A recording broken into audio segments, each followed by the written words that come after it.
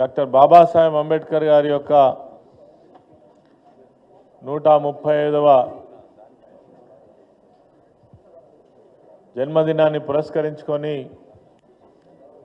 తెలంగాణ భవన్లో ఈరోజు యొక్క వేడుకలను జరుపుకుంటున్న సందర్భంగా కార్యక్రమానికి ముఖ్య అతిథులుగా విచ్చేసినటువంటి బీఆర్ఎస్ పార్టీ వర్కింగ్ ప్రెసిడెంట్ గౌరవనీయులు కేటీఆర్ గారు, అదేవిధంగా ఈ కార్యక్రమానికి విచ్చేసినటువంటి గౌరవ పెద్దలు మధుసూదనాచారి గారు, శ్రీనివాస్ గౌడ్ గారు, ఆర్ఎస్ ప్రవీణ్ కుమార్ గారు, ఎర్రొల్ల శ్రీనివాస్ గారు, తుల ఉమ గారు, బాల్క సుమన్ గారు, దాసోల్ శ్రవణ్ గారు, అదేవిధంగా ఒద్దిరాజు రవిచంద్ర గారు, వేదిక పైన ఉన్నటువంటి రాజీవ్ సాగర్ గారు, పెద్దలు రాజేశం గౌడ్ గారు, పొన్నాల లక్ష్మయ్య గారు, అందరికీ కూడా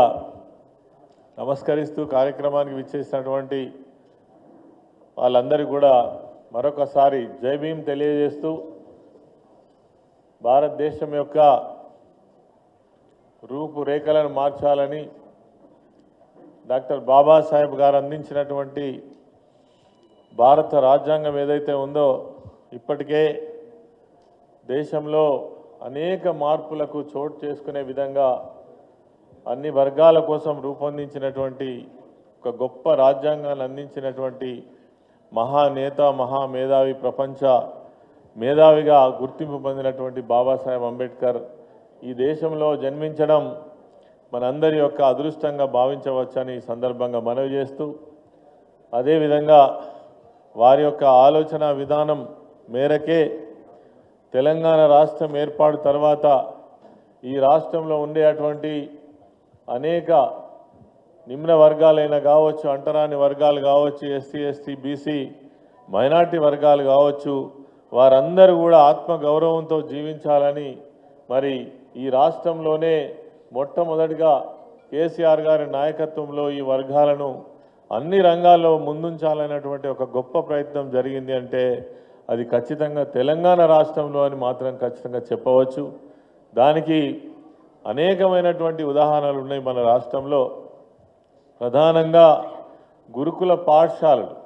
అనేక సంవత్సరాలుగా విద్యకు దూరంగా ఉన్నటువంటి, ఉన్నత చదువులు చదువుకోలేనటువంటి పరిస్థితులు ఈ రాష్ట్రంలో ఉన్నటువంటి మారుమూల ప్రాంతాల్లో ఉన్నటువంటి ఎస్సీ బిడ్డలకు, ఎస్టీ బిడ్డలకు,